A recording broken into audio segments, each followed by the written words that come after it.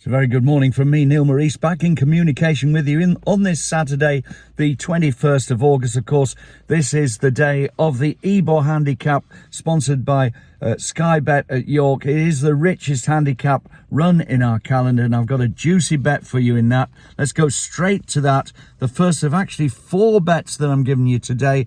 All of these are big double-figure prices. I think one of them might be under 10 to 1, but the others are big, big, big. And this first one in the Ebor, look at number 18, On to Victory. Now, if you look 2 starts back, this dual-purpose horse who was a winner over jumps, and he ran well in the old Schweppes Gold Trophy at Newbury, this horse.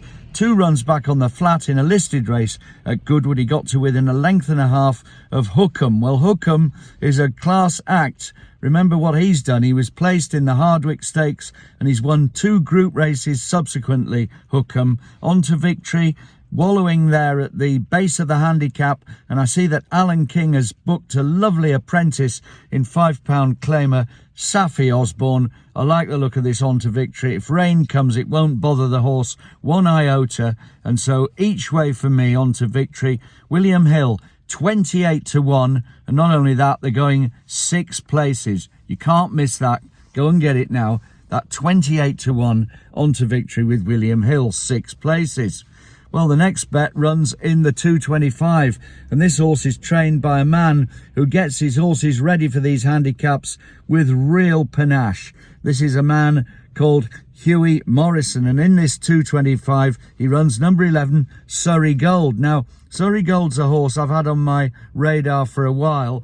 2 starts back, it absolutely bolted up, and then when we went with it at, I think it was at Ascot last time, it suffered from lack of pace in the contest. It really was agony watching them go round with none of the horses prepared to take on the pace. It became a sprint to the finish. It just didn't suit this horse at all. He's far better than that, much better judged on the way that he won at Newbury on his previous start and bolted up that day.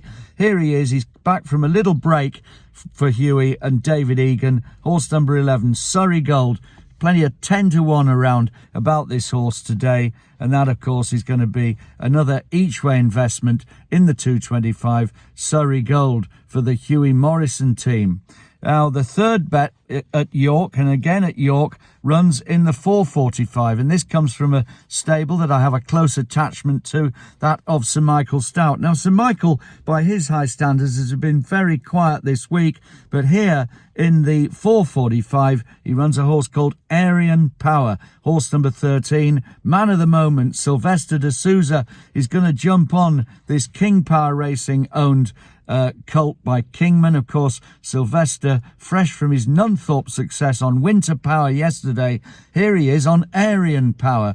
Now, if Arian's half as good as Winter, it will bolt up. It's been very consistent since winning its first 2 at the start of the season. Put in a good run, I felt, the other day when it was third in a good race at Goodwood, and it didn't get the best of the ground or the track that day, Aryan Power. I think he's better than that. He's priced up here at about 8 to 1. I've seen plenty of 8 to 1 about Aryan Power, and a lot of the firms here going 5 places. There are 17 runners. I'd recommend that you jump on that, get the 5 places about Aryan Power. He's in good order, and I think he's going to put in a bold showing today. Well, the final of the 4 bets, this runs in the afternoon meeting at Sandown. Of course, the main race there is the Group 3 Solario Stakes. That, of course, is a 2-year-old contest, but my bet runs in the 3:15. This is a 1.25 mile Class 2 handicap. It's a lovely race, this, to bet in. 11 runners, and I've got one here at 20 to 1. That's 20 to 1. Betfred I saw at that price, and it's number 7, Celtic Art, for Paul Cole and PJ McDonald. Now, Celtic Art was a very good 2-year-old, very highly thought of. I think he was a Derby prospect at one point. He hasn't quite done that, But Paul found that he had a bit of a problem with, of all things, one of his testicles got stuck. I think you'd call them a rig in racing parlance, but he had an operation to remove this. So Celtic Art, since that operation, has had one run. That was at Bath the other day when I tipped him to you, and he ran a cracker, finishing second when he didn't really get the run of things. I reckon we can get something out of this horse today at 20-1, Celtic Art. You know that he's had that problem corrected, and he could be off a favourable mark with PJ McDonald, a jockey I like a lot, teaming up with veteran handler Paul Cole. Celtic Art, 20-1 in the 3:15 at Sandown. If you want to put these all in multiple doubles and trebles, by all means do, because when you've got these prices and they get into the frame, believe me, it all adds up. Well, that's all for now. I'll be back to update the absolutely free Neil Morrice message, and that will be at the same time, 9 o'clock tomorrow on the Sabbath day of Sunday. And until then, have a great day ahead.